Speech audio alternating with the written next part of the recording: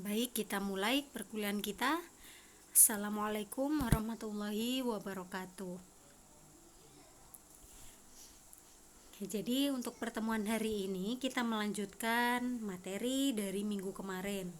Minggu kemarin saya sudah memberikan tugas ya untuk membuat judul-judul pidato dengan tema seputar pandemi COVID-19. Nah, jadi bagaimana sih cara untuk mencapai sukses berkomunikasi atau berpidato? Jadi untuk kemarin sudah saya berikan unsur-unsurnya ada apa saja, kemudian bagaimana jenis-jenis atau bentuk-bentuk massa berdasarkan jumlah komunikan dan komunikator. Nah, untuk pertemuan sekarang ini adalah bagaimana faktor penentu sukses tidaknya komunikasi.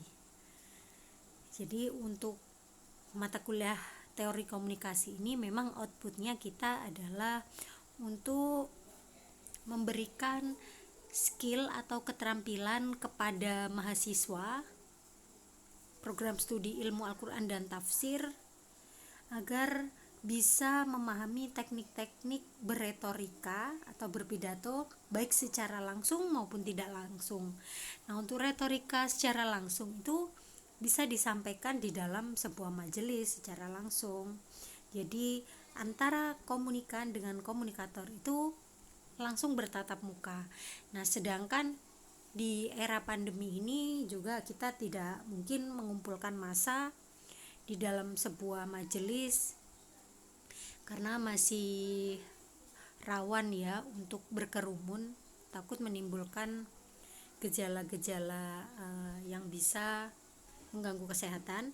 Jadi untuk retorika mata kuliah teori komunikasi ini nantinya adalah retorika tidak langsung. Jadi pidato kalian nanti disampaikan melalui media massa atau media sosial. Jadi kalian nanti berpidato di depan kamera, kemudian di-share di YouTube dengan tema seputar pandemi COVID-19. Nah, hari ini saya akan memberikan materi mengenai tips dan trik bagaimana cara untuk mensukseskan sebuah komunikasi. Khususnya adalah komunikasi retorika atau pidato. Nah, pertama, hal-hal yang mempengaruhi sukses atau tidaknya sebuah komunikasi, yang pertama adalah ada latar belakang. Latar belakang seorang komunikan dan komunikator ini harus dipertimbangkan. Pasti yang dimaksud dengan latar belakang? Yang dimaksud latar belakang adalah bagaimana background dari seorang pembicara yang menyampaikan pesan kepada audiens. Jadi sekarang misalnya kalian ingin berbicara mengenai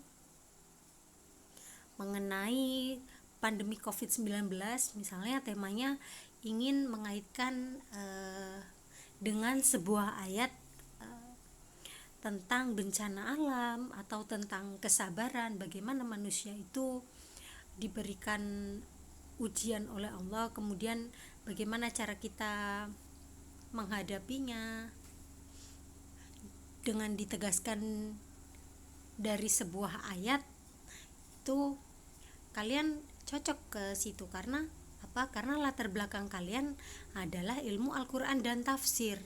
Nah, jadi sangat penting ya untuk melihat latar belakang pembicara. Nah, sebelum kita berbicara, dilihat dulu siapa sih orang yang berbicara itu. Apakah orang yang berbicara tersebut itu memang mumpuni dalam bidangnya? Misalnya saya dari background sejarah peradaban Islam ya, karena saya latar belakangnya sejarah. Nah, ketika saya menyampaikan pidato mengenai misalnya kesehatan ya, apakah audiens saya percaya dengan saya? Tentu tidak, karena saya tidak memiliki kemampuan di bidang kesehatan gitu. Nah, jadi pertama ketika kalian menentukan tema pidato, tentukan sebuah tema yang sesuai dengan background kalian atau latar belakang kalian. Nah, di sini sudah saya tentukan ya, karena kita di prodi Ilmu Al-Qur'an dan Tafsir, jadi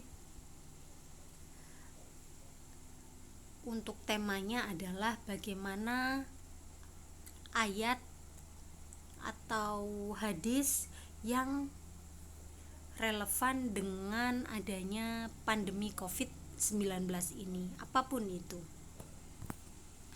Nah, next selanjutnya bahasa. Jadi pertama latar belakang, kedua adalah bahasa. Nah, bahasa merupakan simbol yang berisi makna. Jadi bahasa yang digunakan dalam komunikasi ini harus bisa dipahami satu sama lain. Antara komunikan dan komunikator ini harus paham bahasa yang disampaikan untuk berkomunikasi. Karena pertama, bahasa itu mencerminkan budaya. Nah, kemudian bahasa ini juga bisa mempengaruhi psikologi. Dan bahasa ini juga berpengaruh terhadap cara berpikir masyarakat. Nah, sekarang tentukan dulu kita ingin berbicara dengan siapa. Jadi kemarin sudah saya tugaskan ya, judulnya apa, kemudian target komunikannya siapa, atau target audien kalian itu siapa. Nah, apabila kalian memang target audiennya itu dari kalangan anak muda, maka bahasa yang digunakan juga jangan terlalu berat. Gunakan bahasa-bahasa sehari-hari yang mudah dipahami. Bisa juga menyelipkan bahasa-bahasa gaul kekinian gitu ya, karena target kalian adalah anak muda gitu. Nah, apabila target kalian itu adalah orang-orang dewasa, misalnya orang-orang dewasa dari kisaran umur 50 sampai 60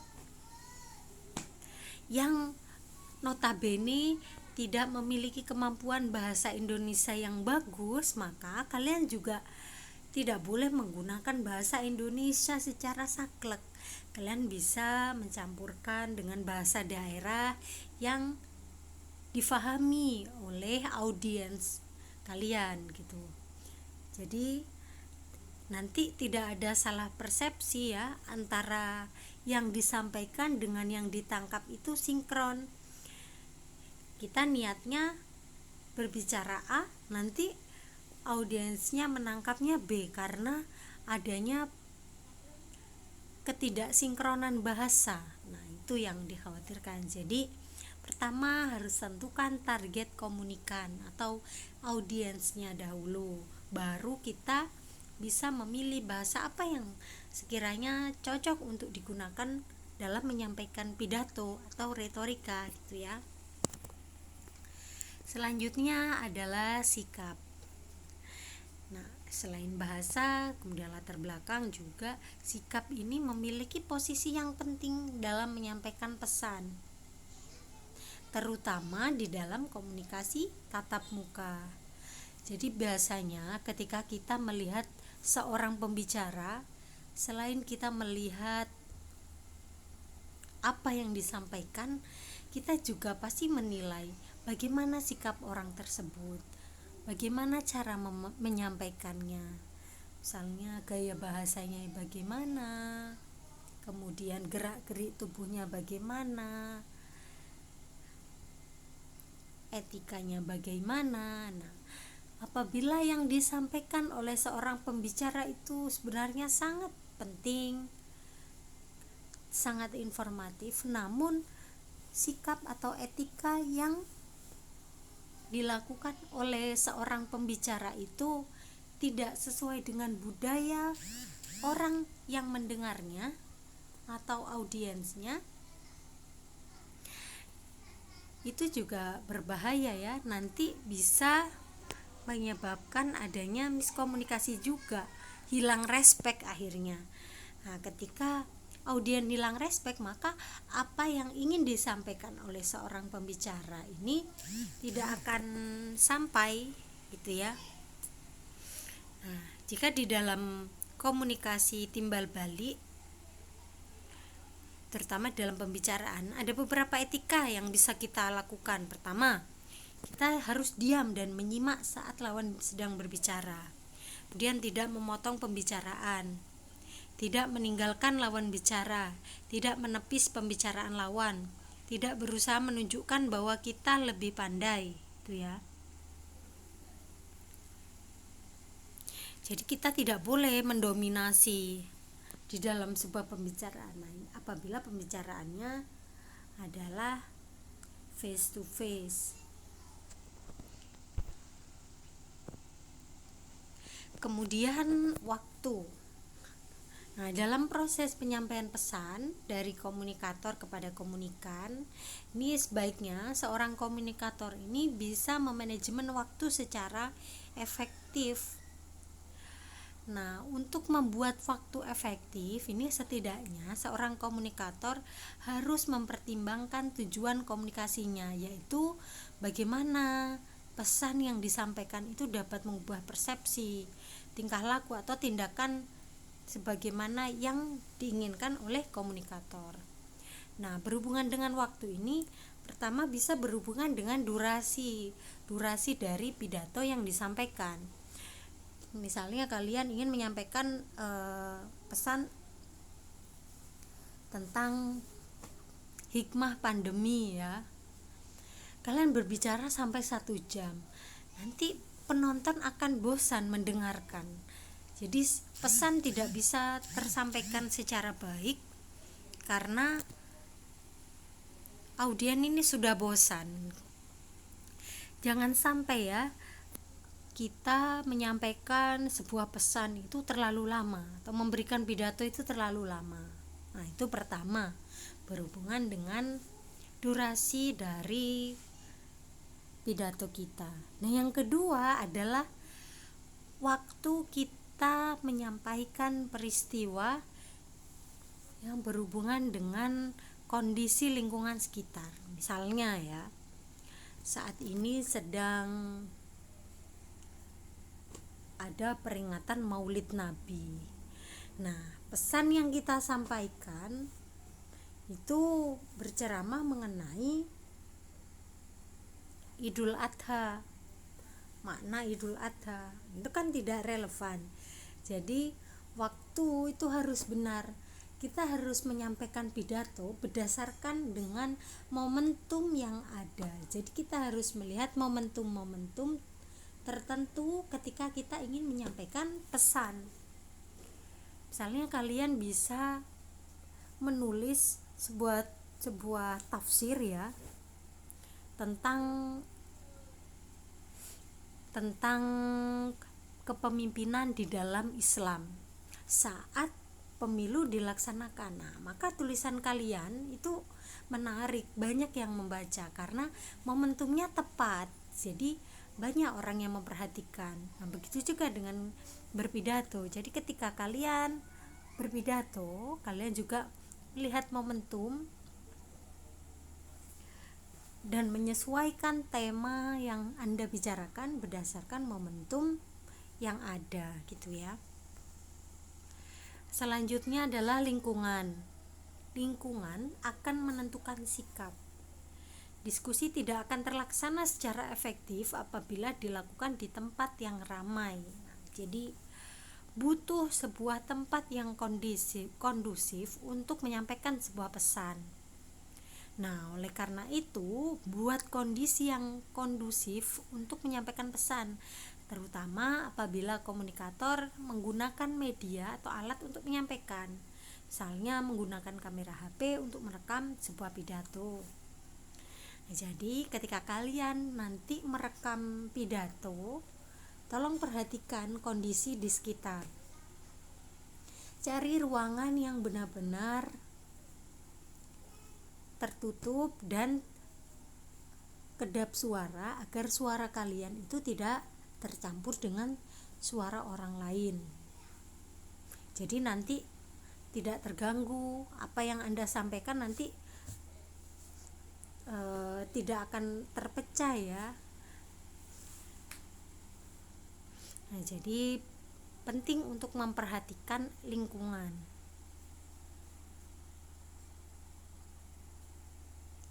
Selanjutnya adalah melihat atau kontak mata.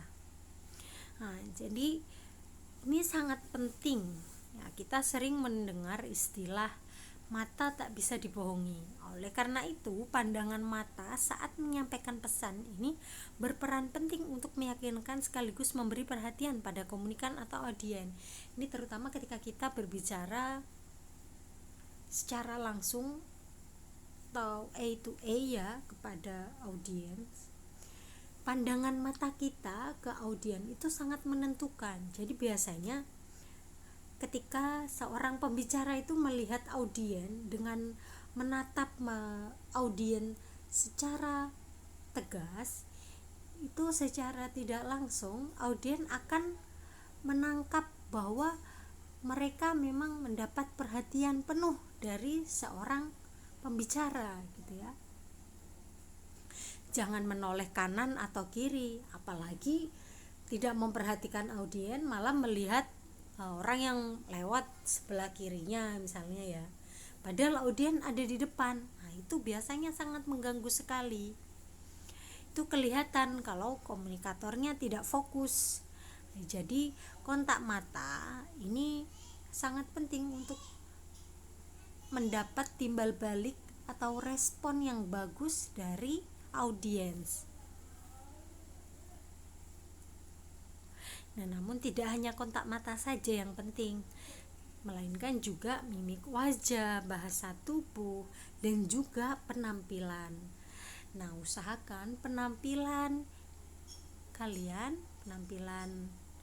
Anda itu harus disesuaikan dengan tema yang disampaikan. Apabila tema yang disampaikan itu religi, maka berpakaianlah secara sopan sesuai dengan apa yang kalian sampaikan. Nah, selanjutnya adalah mendengar. Setelah pesan dikirim melalui berbicara, komunikan akan melakukan proses selektif untuk memperhatikan, mendengar, memahami, dan mengingat simbol-simbol pendengaran yang disebut sebagai mendengar. Nah, mendengar adalah bagian yang harus ada di dalam komunikasi. Jadi ini proses mendengar ini terjadi ketika komunikasi tersebut terjadi secara langsung ya. Jadi kita harus sebagai komunikator, kita tidak hanya berbicara saja dari awal sampai akhir, kita juga perlu mendengarkan timbal balik atau feedback dari audiens kita. Nah, biasanya kalau komunikasi yang tidak langsung, yaitu melalui media, biasanya timbal baliknya atau feedbacknya ini tidak langsung. Jadi menunggu beberapa hari kemudian, kita masih menunggu komentar di YouTube. Setelah kita mengunggah beberapa saat, bisa juga beberapa hari kemudian, bisa juga beberapa minggu, bulan, bahkan beberapa tahun kemudian ya feedbacknya.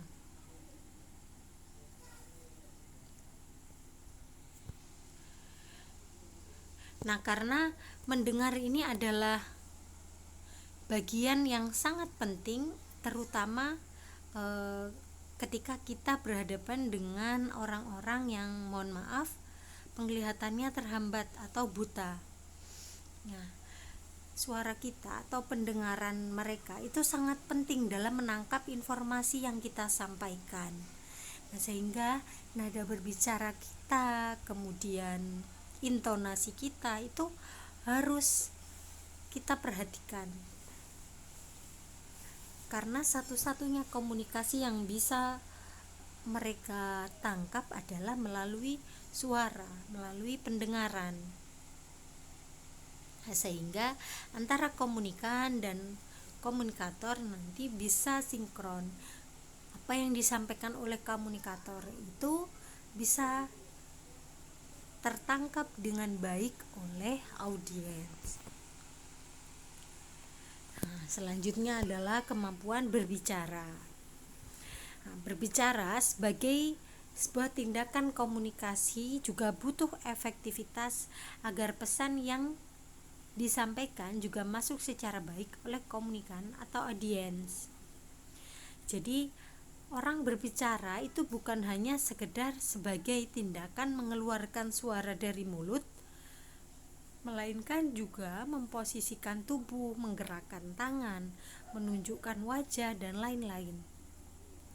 Jadi tidak hanya sekedar kita mengeluarkan suara saja. Nah, tetapi kita bisa juga berbicara dengan dilengkapi atau dengan dipadukan sikap yang bisa meyakinkan audiens, misalnya dengan posisi berdiri dengan bebas berjalan di antara audiens. Biasanya para motivator menggunakan ini ya. Contohnya seperti Mario Teguh, Ari Ginanjar. Jadi ketika mereka memotivasi, ketika mereka berbicara di depan publik, mereka berdiri kemudian berjalan di depan audiens, menyapa satu persatu, sehingga para audiens itu mereka merasa benar-benar diperhatikan dan merasa dekat dengan seorang komunikator atau pembicara. Nah, selain itu, wajah juga berperan dalam menentukan suksesnya sebuah komunikasi. Sebagaimana menurut pernyataan beberapa tokoh, diantaranya adalah Cicero. Nah, Cicero seperti yang saya jelaskan di awal ya, seorang tokoh retorika di masa Romawi. Menurut Cicero, wajah adalah cerminan jiwa. Nah, mimik wajah ini sangat penting dalam proses penyampaian pesan. Jadi bagaimana pesan yang kita sampaikan itu harus sesuai dengan mimik wajah. Apabila kita menyampaikan sebuah informasi yang sedih, maka mimik wajah kita juga harus menunjukkan ekspresi sedih. Nah, begitu juga dengan ekspresi bahagia. Ketika kita menyampaikan sesuatu yang menyenangkan, memotivasi, membuat orang semangat, wajah kita juga harus ceria, harus tegas, misalnya ya, sesuaikan dengan apa yang kita bicarakan. Kalau di dalam acting kita butuh penghayatan. Nah, kurang lebih seperti itu. Di dalam berpidato pun juga seperti itu. Nah, seperti di kontes-kontes menyanyi pun juga seperti itu. Jadi bagaimana seorang penyanyi, sebenarnya penyanyi juga bisa disebut sebagai seorang komunikator karena dia menyampaikan pesan melalui lagu. Nah, bedanya seorang retoris atau komunikator ini menyampaikan pesan melalui sebuah kata-kata yang tidak mengikuti nada seperti penyanyi. Namun kita juga harus tetap menggunakan penghayatan atau menggunakan mimik wajah untuk meyakinkan audiens kita. Wajah mencerminkan emosi dan perasaan. Menyampaikan pesan dengan menunjukkan wajah yang pas, ini akan membuat penerima pesan semakin memahami pesan yang kita maksud. Bahkan mereka juga akan terbawa emosi yang kita lakukan. Nah, jadi biasanya ketika kita menyampaikan informasi sedih, kita tidak harus meneteskan air mata. Nah, tapi mimik wajah kita juga harus menunjukkan ekspresi sedih. Nah, apabila audiens bahkan ada yang menangis dengan apa yang kita sampaikan, berarti seorang komunikator tersebut telah berhasil membawa emosi para pendengar atau audiens. Nah, jadi sebenarnya kesuksesan seorang komunikator itu adalah tergantung dari bagaimana kita bisa membawa perasaan audiens itu kepada apa yang kita sampaikan, gitu ya. Nah, selain wajah dan bahasa, sebagaimana bahasa yang diucapkan oleh para pakar bahasa, yaitu paralinguistik, yaitu cara penyampaian pesan mengungkapkan lambang-lambang verbal. Kemampuan tersebut terdiri dari seberapa tinggi rendahnya nada, suara, tempo, ritme bicara, gaya verbal, dan juga interaksi. Nah, jadi selain wajah dan bahasa adalah bagaimana bahasa diucapkan atau paralinguistik. Jadi nada suara kita, temponya, kemudian ritme bicaranya, gaya verbalnya, dan interaksinya itu bagaimana. Tinggi rendahnya suara itu juga harus diperhatikan, dan itu harus terkonsep dari awal.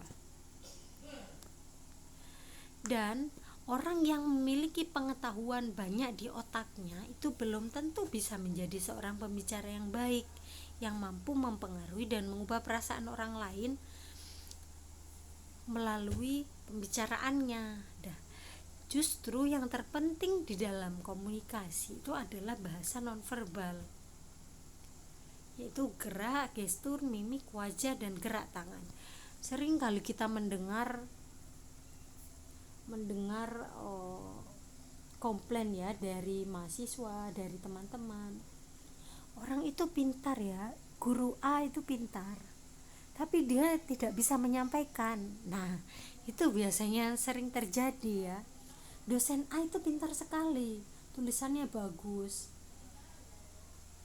dia pengetahuannya luas, tapi saya tidak paham dengan apa yang disampaikan. Nah, berarti kemampuan komunikasinya itu masih kurang bagus. Oleh karena itu, di dalam sebuah komunikasi ternyata tidak penting kemampuan verbal saja atau informasi yang dimiliki oleh pembicara saja, itu tidak cukup. Tetapi justru kemampuan nonverbal atau bahasa nonverbal dari seorang komunikator itu sangat berpengaruh terhadap sukses tidaknya sebuah komunikasi. Nah, baik, itu saja ya yang bisa saya sampaikan. Selanjutnya kita tanya jawab. Terima kasih, saya akhiri. Wassalamualaikum warahmatullahi wabarakatuh.